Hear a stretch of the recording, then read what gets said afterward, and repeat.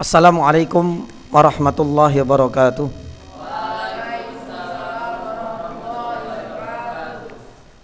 Innal hamdalillah nahmaduhu wa nasta'inuhu wa nastaghfiruh wa na'udzu billahi min shururi anfusina wa sayyiati a'malina. May yahdihillahu fala mudilla lahu wa may yudlilhu fala hadiya lahu.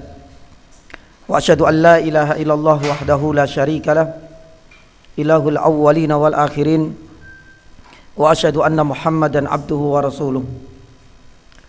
Allahumma inna nas'aluka khaira ma fi hadhihi al-laila wa khaira ma ba'daha wa na'udzu bika min syarri ma fi hadhihi al-laila wa syarri ma ba'daha.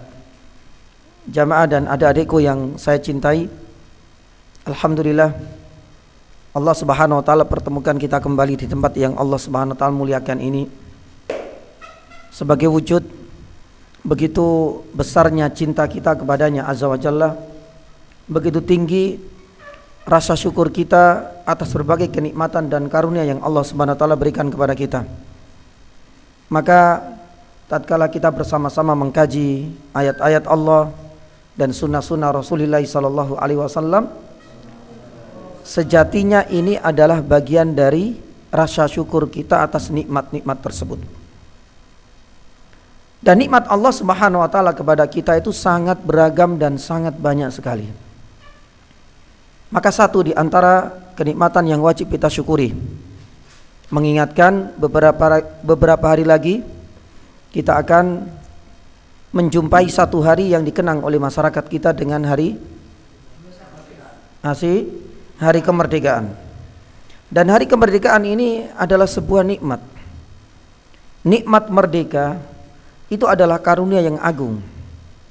Begitu banyak negara-negara yang saat ini terjajah, baik negara-negara muslim, yang baru-baru ini Rusia dengan siapa? Ukraina.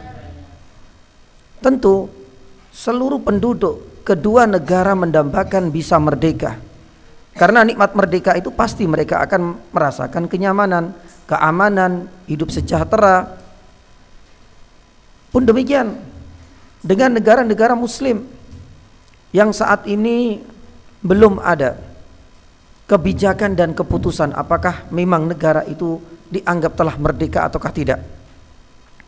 Sebagaimana saudara-saudara kita di Palestina, harapan kita semua, semoga Allah Subhanahu wa taala memberikan kemudahan bagi mereka, meneguhkan keimanan mereka, dan senantiasa bersabar dalam menghadapi ujian hidup ketika nikmat merdeka itu seakan masih jauh.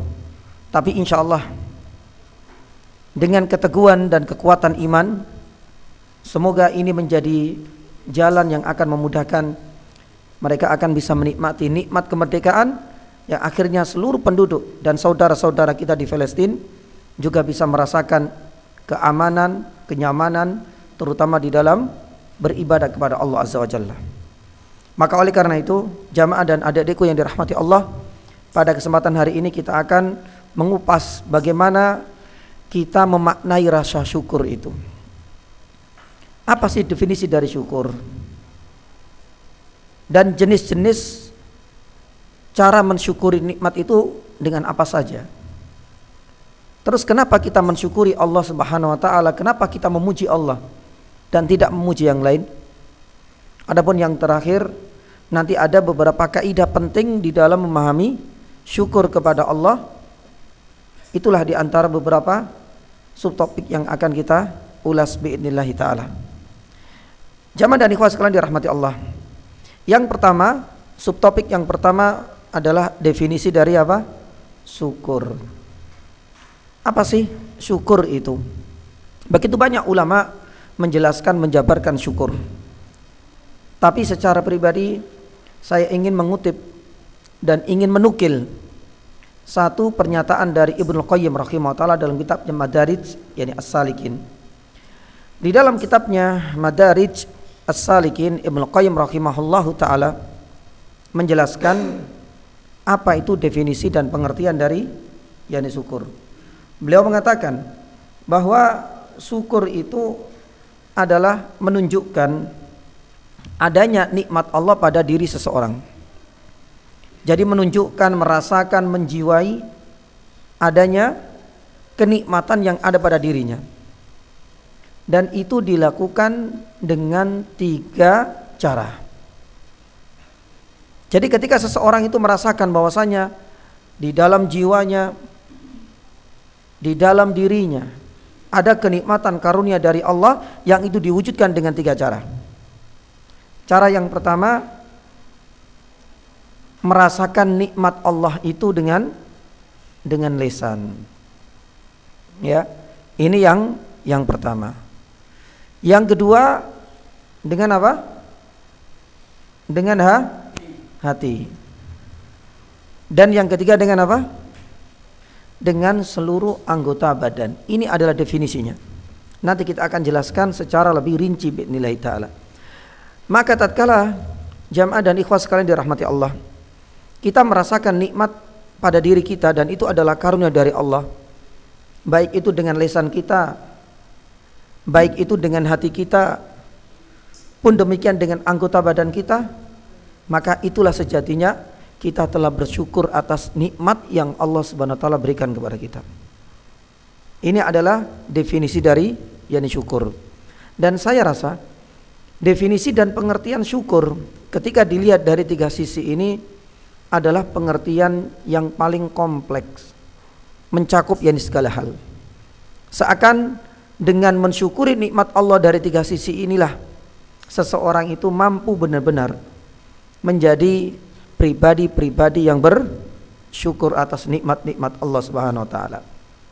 Ini subtopik yang pertama. Definisi apa? Syukur. Yang kedua, ya, kita akan membahas cara mensyukuri nikmat Allah Subhanahu wa taala. Kalau kita lihat dari definisi tadi, maka berarti ada 3 cara mensyukuri nikmat.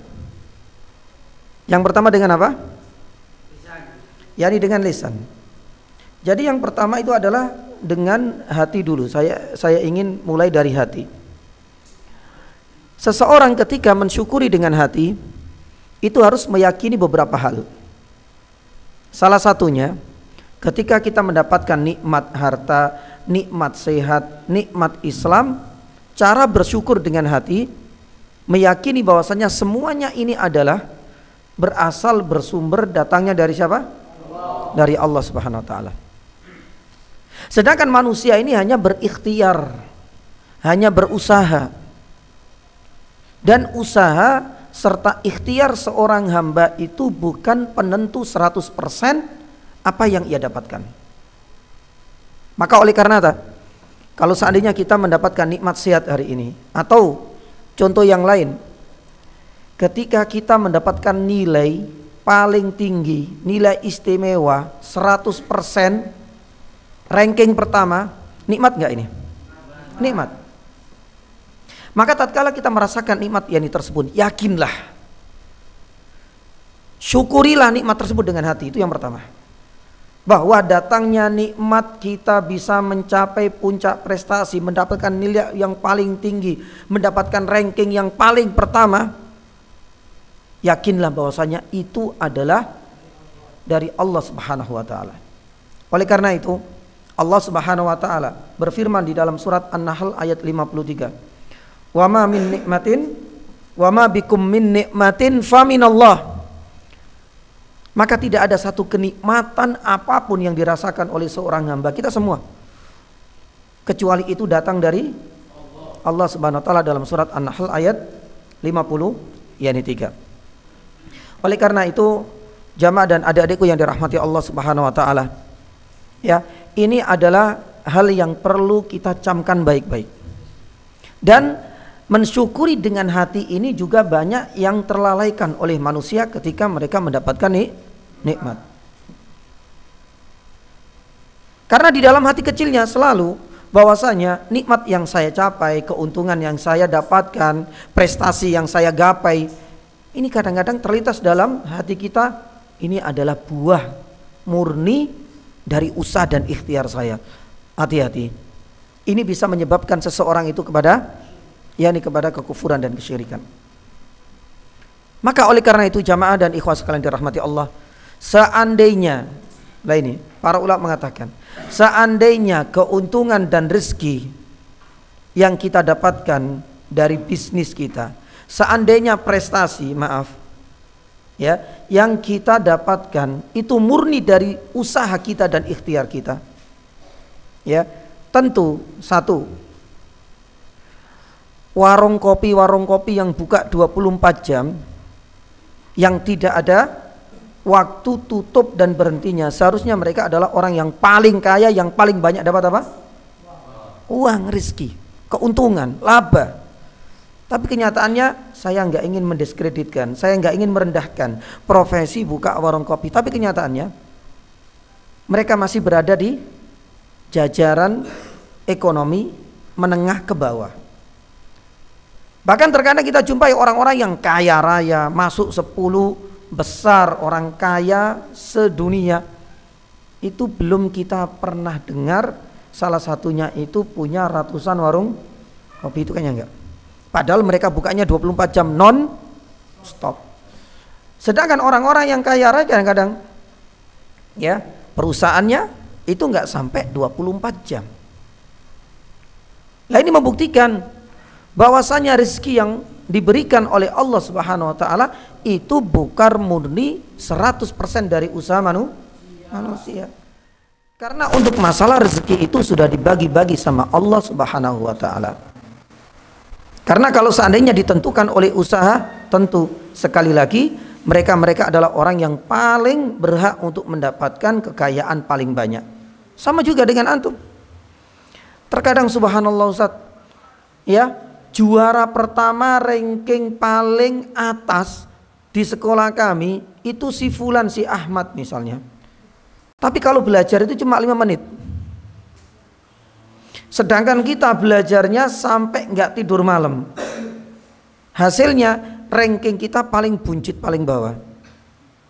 Berarti prestasi itu murni bukan karena banyaknya effort, usaha, upaya kita, kekuatan kita, bukan.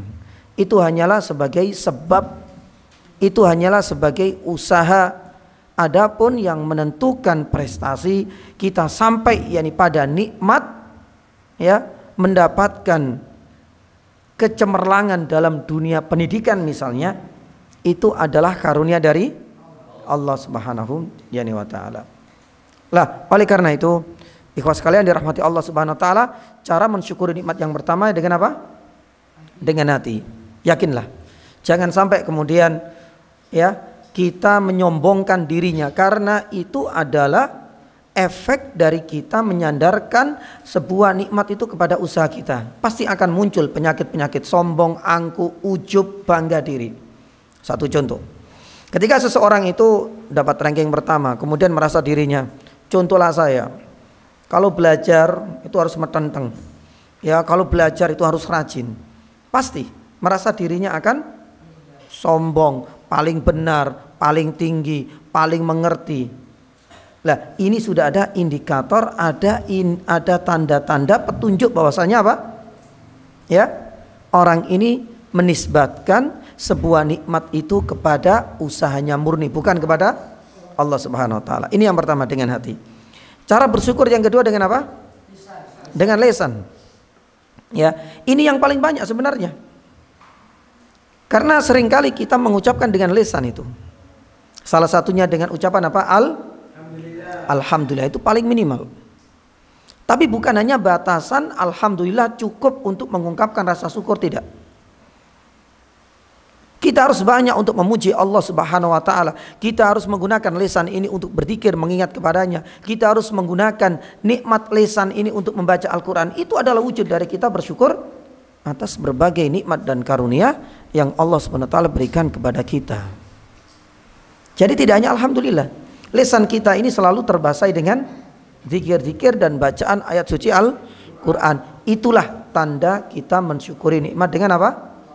Dengan lisan. Yang ketiga dengan apa?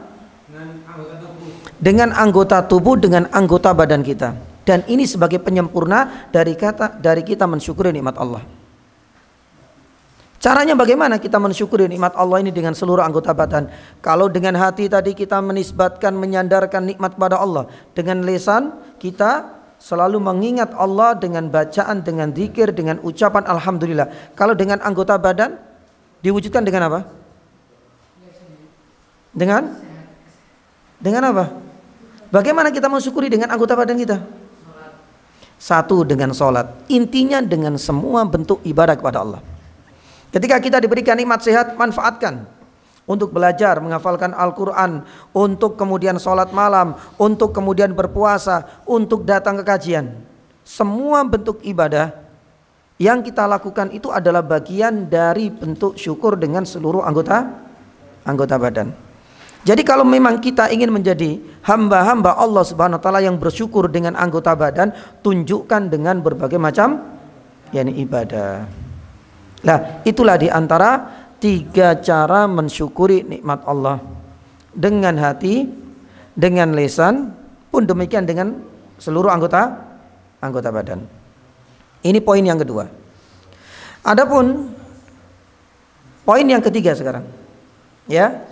Kita ingin mencoba untuk mencari sebab. Kenapa sih Allah Subhanahu wa taala ini wajib kita syukuri? Kenapa kita bersyukur kepada Allah dan kenapa kita memuji Allah? Apa alasannya kita wajib memuji Allah Subhanahu wa taala? Apa alasannya? Karena yang menciptakan. Yang kedua, kenapa kita memuji Allah? Alhamdulillah. Kenapa kita memuji Allah? Karena tidak ada selainnya. Masya Allah, jazakallah khair. Nah, di sini para ulama menyebutkan 2 alasan, 2 sebab kenapa kita wajib memuji hanya kepada Allah Subhanahu wa taala. Ya, baik itu dengan hati, baik itu dengan lisan maupun dengan seluruh anggota badan. Kenapa kita memuji Allah? Kenapa kita mensyukuri Allah Subhanahu wa taala? Bersyukur kepada Allah. Nah, kita memuji Allah Subhanahu wa taala karena ada 2 alasan mendasar. Yang pertama, dan ini sangat penting.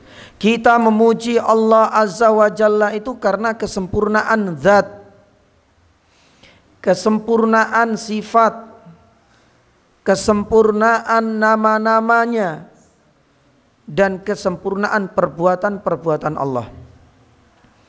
Jadi kita memuji Allah Subhanahu wa taala karena kesempurnaan yang Allah Subhanahu wa taala miliki, baik zatnya, sifatnya, perbuatannya maupun nama-namanya.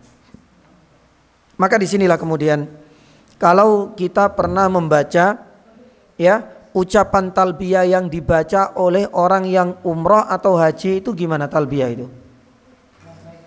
Labbaik Allahumma labbaik la. Terus innal hamda wan ni'mata lak. Ya. Sesungguhnya pujian dan kenikmatan itu apa? Laka. Hanya untukmu ya Allah. Ini adalah ikrar. Ketika orang jauh-jauh pergi dari meninggalkan tanah kelahirannya, kampung halamannya, negeri dan kota yang ia banggakan, dia tinggalkan untuk datang ke sana. Ternyata ketika ke sana melakukan ibadah umrah atau haji, satu hal yang harus diucapkan, itu adalah talbiyah. Dan talbiyah ini adalah sebagai bentuk ikrar, janji, dengan menyatakan dan mengakui innal hamda wan ni'mata lak, itu hanya untukmu. Maka para ulama mengatakan, jamaah dan ikhwah sekalian dirahmati Allah, tatkala kita memuji Allah, terutama di ayat yang pertama surat Al-Fatihah, apa itu? Alhamdulillah. Kenapa kita memuji hanya untuk Allah? Karena Allah Subhanahu wa taala memiliki kesempurnaan yang zat, sifat, nama dan perbuatan. Hal ini yang membedakan kita memuji Allah karena zatnya dengan kita memuji manusia. Jadi kita memuji manusia itu bukan karena zatnya, jemaah.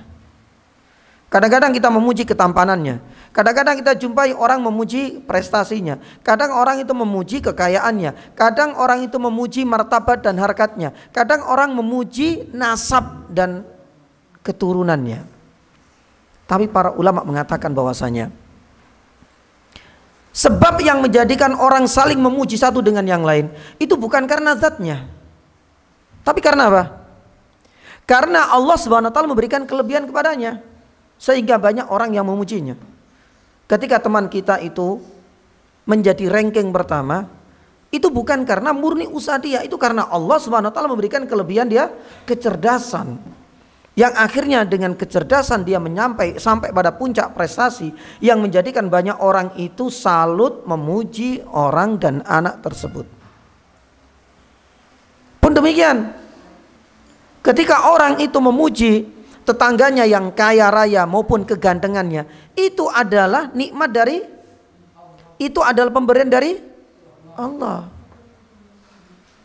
Bukan karena ganteng itu request kita, bukan karena ganteng itu karena usaha kita. Karena saya semenjak lahir itu saya sudah request, kalau saya lahir saya harus yani ganteng. Nggak ada yani coba. Itu adalah pemberian Allah. Maka ketika anak itu sudah tumbuh dewasa, semakin cerah wajahnya, semakin ganteng fisiknya, banyak orang memuji. Ingatlah, nikmat gantengnya Anda itu adalah bukan karena zat Anda, itu adalah pemberian dari Allah. Kenapa demikian? Karena bila Allah Subhanahu wa taala mencabut nikmat prestasi, ketika Allah Subhanahu wa taala mencabut kegantengannya, ya mungkin barangkali berubah wajahnya menjadi masya Allah buruk rupa, atau orang itu mencabut kekayaannya, akhirnya dia jatuh pertanyaannya, apakah orang itu akan tetap memujinya? Enggak. Itu adalah bukti bahwasanya kekayaan, ketampanan, pangkat, prestasi, kecerdasan, semua itu adalah pemberian Allah. Dan adanya pujian kepada manusia itu bukan karena zatnya, itu karena Allah memberikan kelebihan kepadanya. Tapi kalau Allah Subhanahu wa taala kita puji karena apanya? Kesempurnaan zatnya, kesempurnaan sifat, kesempurnaan nama, dan kesempurnaan perbuatannya. Nah, ini adalah alasan yang pertama. Alasan yang kedua, kenapa kita memuji Allah Subhanahu wa taala, bersyukur kepadanya? Karena begitu banyaknya nikmat-nikmat Allah yang diberikan kepada kita semua, dan itu tidak ternilai dan tidak terhitung jumlahnya. Makanya di dalam beberapa ayat, salah satunya yakni jamaah di dalam surat An-Nahl ayat yang ke-18, menunjukkan bagaimana alat kalkulator misalnya atau penghitung lainnya itu tak akan mampu bisa mengkalkulasi semua nikmat yang ada pada diri kita. Coba sebutkan, seharian kita nggak akan bisa menyelesaikan nikmat Allah yang ada pada diri kita. Allah Subhanahu wa taala menantang, wa in ta'uddu nikmatallahi la tuhsuha, dalam surat An-Nahl ayat 18. Seandainya engkau mau menghitung, mengkalkulasi, dihitung mulai dari rambut sampai ujung kaki, nggak akan bisa menghitung berapa ratus juta misalnya. Semua nikmat ada pada diri kita, itu nggak akan ada alat yang bisa mengkalkulasi dan menghitung seluruh nikmat Allah Subhanahu wa taala. Maka oleh karena itu, yakni jamaah dirahmati Allah Subhanahu wa taala, ya. Inilah di antara dua alasan kenapa kita memuji Allah Subhanahu wa taala. Karena kita memuji kesempurnaan zat, sifat, nama, dan perbuatannya. Kenapa kita memuji Allah Subhanahu wa taala? Alhamdulillahirabbil alamin, karena banyaknya nikmat yang Allah Subhanahu wa taala berikan kepada yang itu tidak terhitung yakni jumlahnya. Maka itu menjadi alasan kenapa kita memuji Allah Subhanahu wa taala. Baik, poin yang berikutnya, poin yang keberapa? Yang keempat. Jamaah dirahmati Allah Subhanahu wa taala, ada dua kaidah penting untuk memahami nikmat Allah Subhanahu wa taala. Ya, satu sudah kita sebutkan yakni tadi.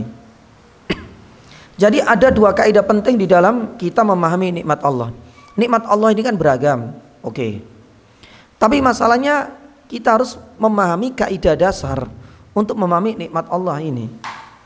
Yang pertama, ada dua kaidah. Yang pertama, kita harus meyakini bahwa ya nikmat Allah ini tidak terbatas. Itu yang pertama. Yang kedua, kita harus memahami bahwa seluruh nikmat Allah ini akan dimintai apa? Pertanggung yakni jawaban. Ini adalah dua kaidah yang harus kita yakni fahami betul.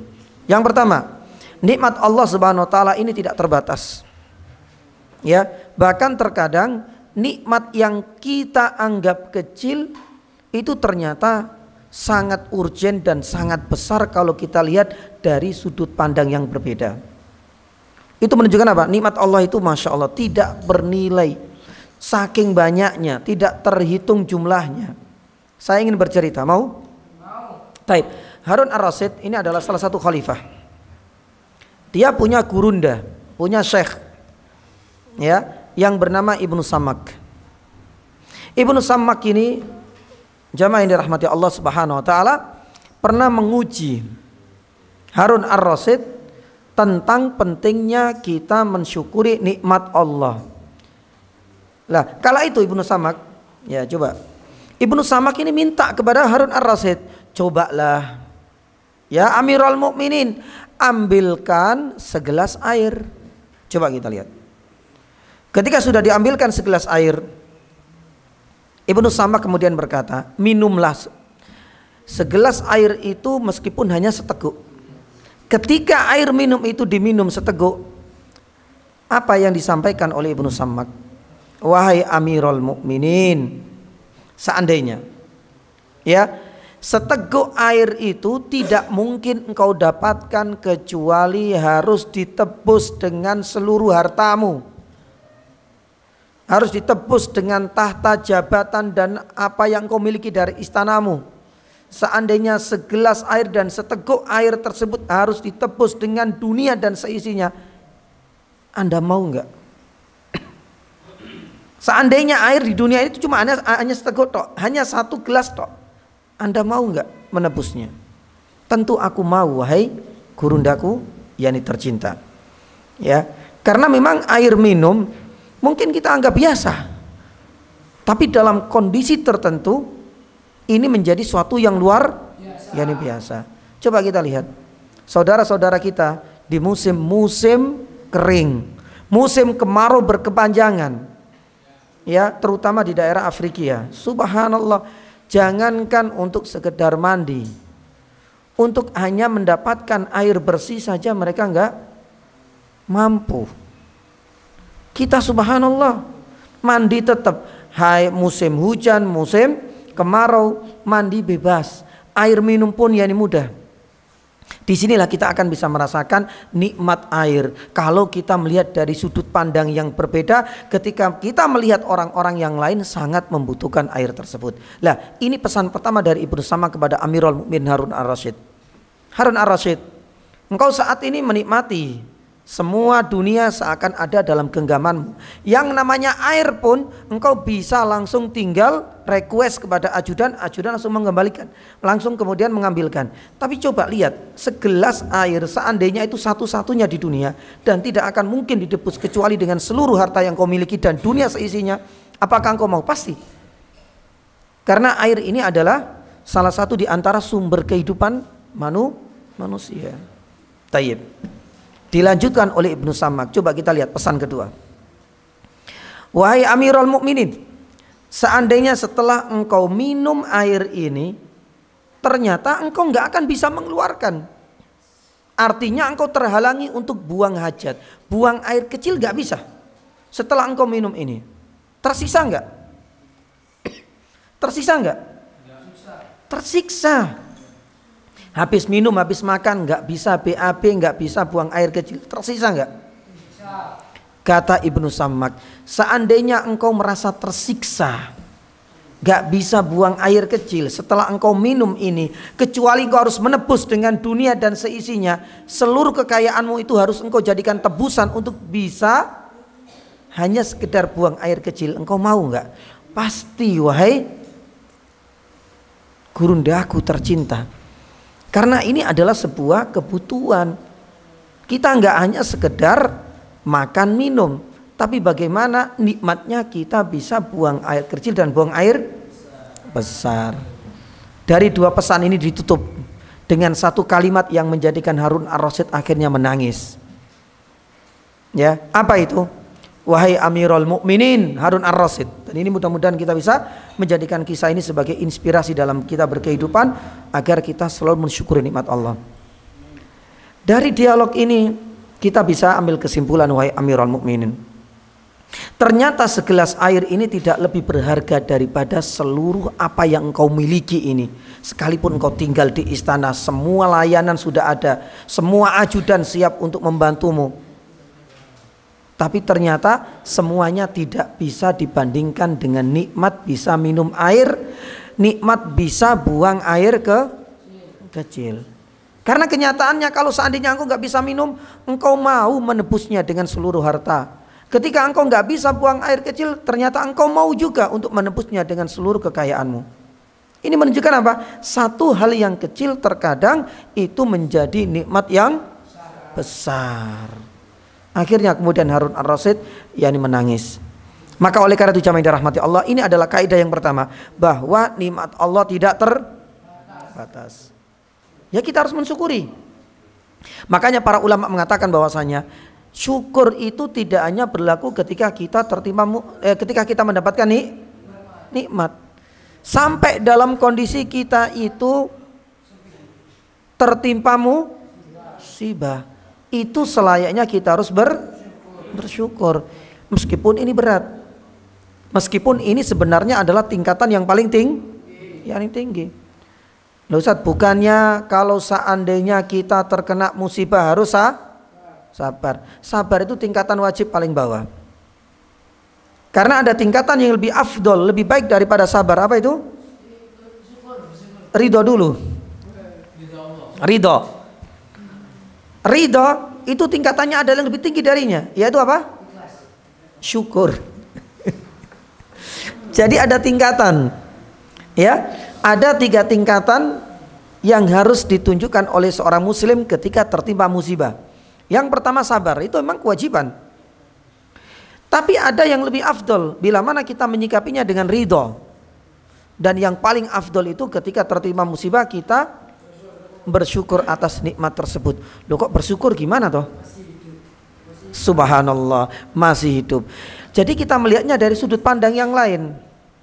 Mungkin saat ini seakan gak berharga air putih ini.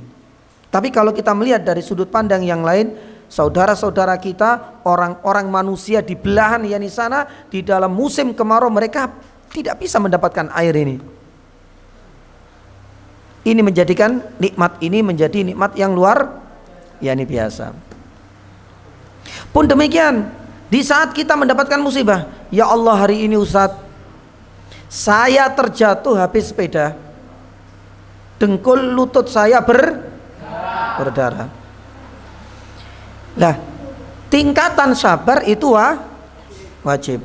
Tapi kalau lebih baik kita ridho. Tapi paling afdol apa? Syukur. Nah, bersyukur gimana Ustaz? Ya alhamdulillah, ucapkan alhamdulillah, itu paling minimal. Lah alhamdulillah berat Ustaz, masa ya berdarah, dengkulnya itu sudah mungkin barangkali tergores, terluka, perih lagi. Bagaimana mungkin hal ini bisa menjadikan kita itu bersyukur? Kita harus melihat dari sudut pandang yang berbeda. Ya, alhamdulillah. Alhamdulillah Ustaz, antum bisa alhamdulillah. Saya bisa bersyukur Ustaz, karena ini cuma berdarah, tergores.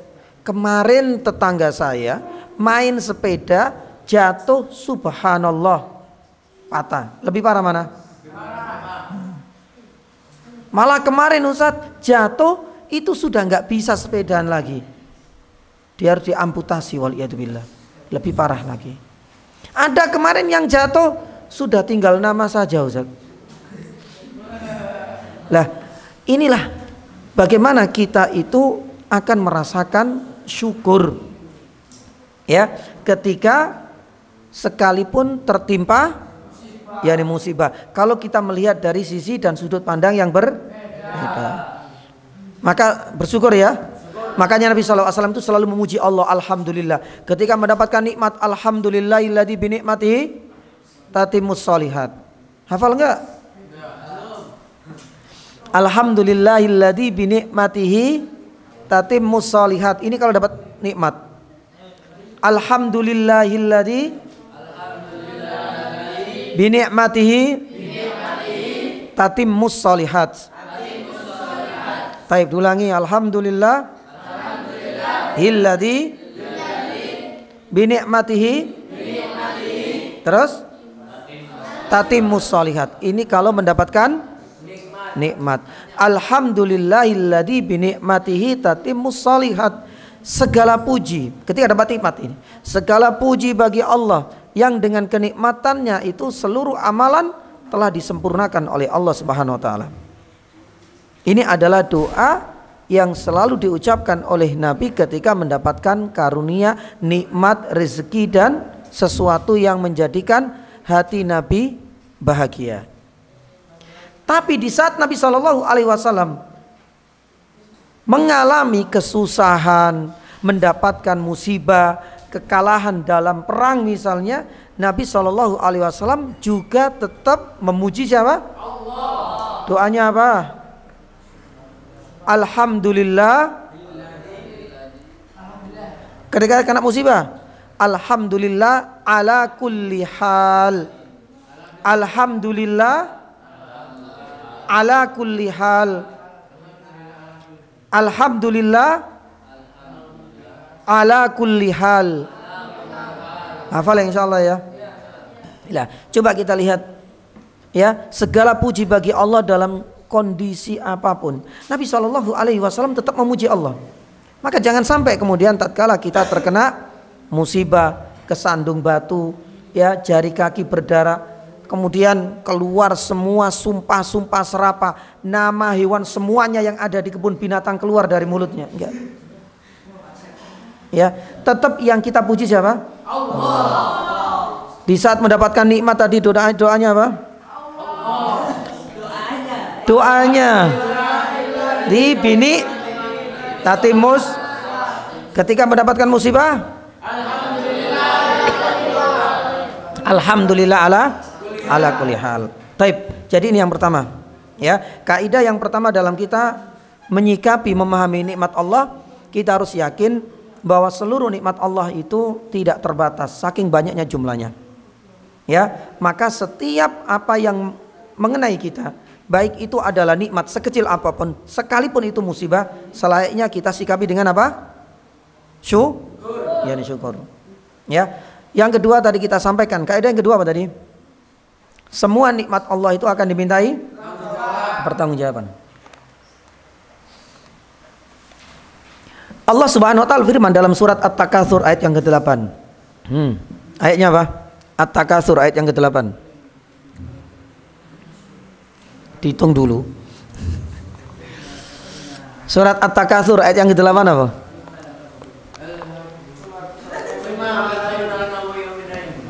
Summalatus, akhir dari surat At-Takatsur. Tahu nggak ceritanya? Ya, ada beberapa riwayat yang dikaitkan dengan ayat ini. Ya, kala itu Nabi Shallallahu alaihi wasallam mendapati Abu Bakar As-Siddiq. Ini ceritanya ya. Ya, mendapati Abu Bakar As-Siddiq ini sedang kelaparan, sedang kehausan di saat musim kemarau berkepanjangan. Nabi Shallallahu alaihi wasallam tahu, sebagai bentuk apa? Bentuk iba kasihan kepada Abu Bakar, ya sudah Abu Bakar, nanti kamu nanti tak ajak ke salah satu sahabat, ya, yang terkenal dengan kekayaannya. Kebetulan dia punya kebun kurma yang sudah mulai panen. Tak lama Umar datang, sama juga mengeluhkan lapar sama kehausan karena di musim kemarau atau musim panas yang berkepanjangan. Ya pas kalau gitu. Ya sudah Abu Bakar, Umar, mari kita menjenguk salah satu teman kita yang sedang panen kurma. Pas ini. Ketika datang mereka bertiga, Nabi SAW, Abu Bakar pun demikian dengan Umar, disambut dengan meriahnya oleh sahabat ini. Tahu betul Nabi SAW suka kurma pas musim panen. Maka disediakan air dingin dan kurma ajwa yang baru dipanen. Abu Bakar dan Umar langsung kemudian meneguk air. Begitu terasa sekali, dahaga langsung hilang. Air ini terasa dingin banget katanya. Yang kedua, ya, langsung mengambil satu biji kurma. Subhanallah, terasa lapar itu langsung hilang. Di saat mendapati Abu Bakar As-Siddiq, Umar bin Khattab radhiyallahu taala anhu menikmati dinginnya air yang bisa menghilangkan dahaganya. Melihat senangnya Nabi Shallallahu alaihi wasallam ketika menikmati kedua temannya ini sudah tidak lapar lagi dengan makan satu biji kurma. Nabi Shallallahu alaihi wasallam kemudian mengingatkan mereka berdua, Abu Bakar dan Umar radhiyallahu taala anhuma. Wahai Abu Bakar dan Umar, latus alunna yauma idin anin naim.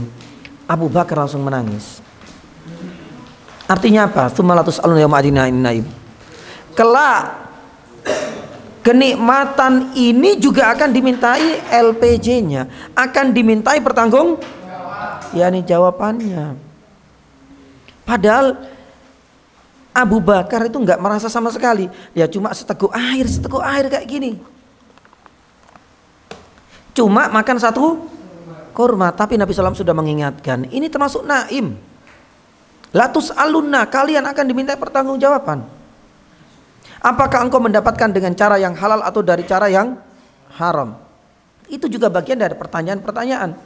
Padahal nikmat itu sangat remeh-temeh, sangat kecil, tapi Nabi SAW sudah mengingatkan. Inilah kaidah yang kedua. Nikmat apapun akan dimintai pertanggungjawaban. Apalagi nikmat-nikmat yang besar, nikmat sehat, nikmat iman, nikmat Islam, nikmat waktu muda, nikmat usia. Ini semuanya juga tidak luput dari laporan pertanggungjawaban yang semuanya akan diminta dari seluruh manusia termasuk kita. Jamaah dan ikhwah sekalian dirahmati Allah Subhanahu wa taala. Lah, ini adalah dua kaidah. Poin yang keberapa ini? Yang keempat ya. Sekarang yang terakhir. Ya. Yang terakhir yang jamaah dirahmati Allah Subhanahu wa taala, ya. Para ulama menyebutkan satu pertanyaan yang perlu kita jawab. Ya. Kenapa kita mensyukuri nikmat Allah Subhanahu wa taala? Kalau tadi yang ketiga, kenapa kita memuji Allah? Sekarang kenapa kita mensyukuri nikmat-nikmat Allah Subhanahu wa taala? Ya. Banyak alasan yang dikemukakan oleh para ulama. Yang pertama, karena salah satu di antara nama Allah Asmaul Husna itu apa? Syukur. Itu salah satu alasan utama kenapa kita wajib bersyukur atas nikmat Allah. Makanya di dalam surat At-Taghabun ayat ke-17. Dalam surat At-Taghabun ayat 17 di akhir wallahu syakurun halim. Lah ternyata syakur itu salah satu Asmaul Husna. Maka ini menjadi satu alasan. Kalau itu menjadi salah satu nama mulia bagi Allah Subhanahu wa taala, maka wajib bagi kita untuk selalu bersyukur atas nikmat. Yang kedua, kenapa kita wajib mensyukuri nikmat Allah? Karena itu sifat mulia bagi seluruh para nabi, para utusan. Itu semuanya adalah manusia yang terbaik di atas muka bumi ini. Tapi satu sifat yang mulia melekat pada seluruh utusan, mereka adalah manusia-manusia yang selalu bersyukur. Makanya coba kita lihat, jamaah yang dirahmati Allah Subhanahu wa taala.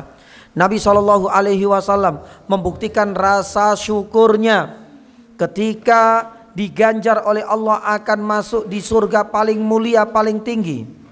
Ketika Nabi SAW diberikan kesempatan yang pertama kali membuka pintu, bagaimana wujud syukur tadi itu? Dengan suatu malam Nabi SAW minta izin kepada Aisyah, wahai Aisyah, ya, izinkanlah aku malam ini bermunajat full semalam suntuk dengan Allah Subhanahu Wa Taala. Ya sudah, Aisyah tidak menghalangi keinginan dari suaminya Rasulullah SAW untuk beribadah. Salat malam dimulai 1 rakaat, 2 rakaat, 3 rakaat sampai menjelang subuh. Disebutkan dalam Sahih Bukhari, disebutkan hatta tatawarram qadama, sampai kakinya yakni bengkak. Saking lamanya berdiri beliau, saking lamanya bacaan yang lantunkan oleh Nabi SAW dari ayat-ayat Al-Quranul Karim. Kalau kita sholat malam sampai lama, insya Allah kakinya nggak bengkak. Yang bengkak itu matanya, karena ngantuk. Nabi SAW enggak. Hatta tatawarram yani qadama. Bahkan Nabi SAW di dalam sholat malamnya itu menangis. Bahkan air mata Nabi SAW itu sampai membasahi apa? Jenggotnya. Nabi SAW lama juga duduk sampai membasahi pangkuannya. Nabi SAW terus menangis dalam sholat malam. Terasa nikmat yani banget. Sampai membasahi yani tanah di mana Nabi SAW berpijak untuk berdiri sholat. Karena belum ada lantai kala itu. Ya, lah ketika sampai menjelang subuh, Bilal yang punya tugas untuk adzan itu sampai kemudian mengeluhkan, ya Rasulullah, engkau adalah manusia terbaik, engkau adalah orang yang paling bertakwa, cukuplah, ini sudah di luar batas manusia biasa seperti kita ini, ya sudah cukup, engkau manusia terbaik, engkau sudah diberikan apapun oleh Allah Subhanahu Wa Taala. Bahasanya Bilal karena merasa iba, ya, jangan paksa engkau ya Rasulullah. Apa jawaban Nabi Sallallahu Alaihi Wasallam? Afala akunu abdan syakura.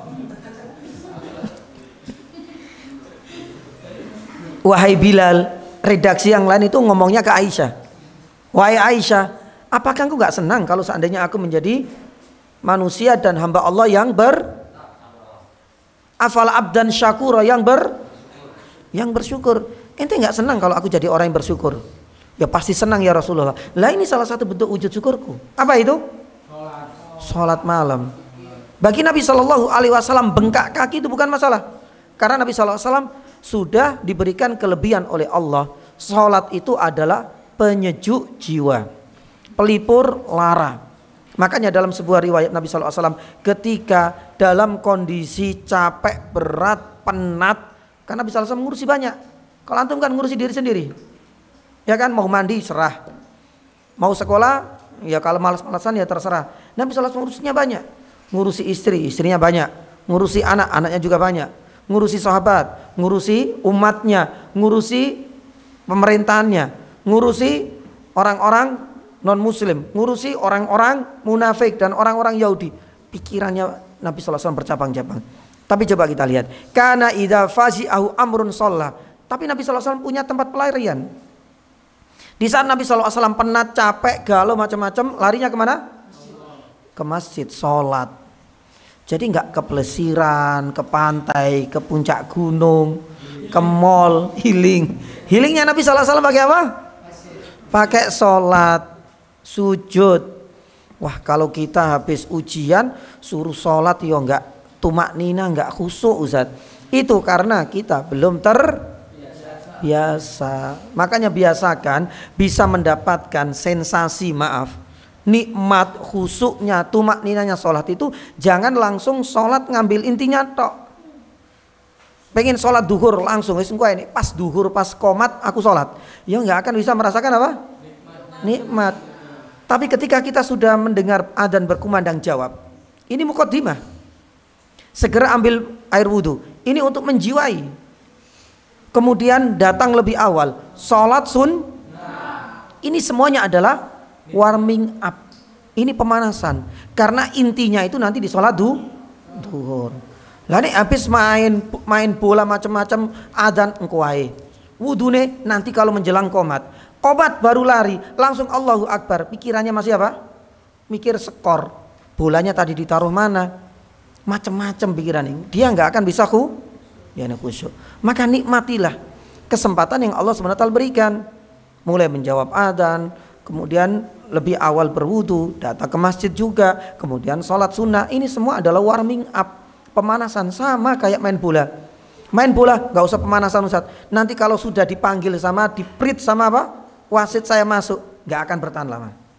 5 menit ya langsung mungkin cedera, 5 menit ngos-ngosan karena dia nggak pemanasan. Lah pemanasan bisa kita nikmati ya, sensasinya tumak nina di dalam sholat itu lewat muqaddimah tadi. Paham insyaallah? Baik. Ya, mudah-mudahan ini saja yang bisa kami sampaikan dan mudah-mudahan kita menjadi manusia-manusia yang bersyukur. Salah satunya itu adalah nikmat apa? Kemerdekaan.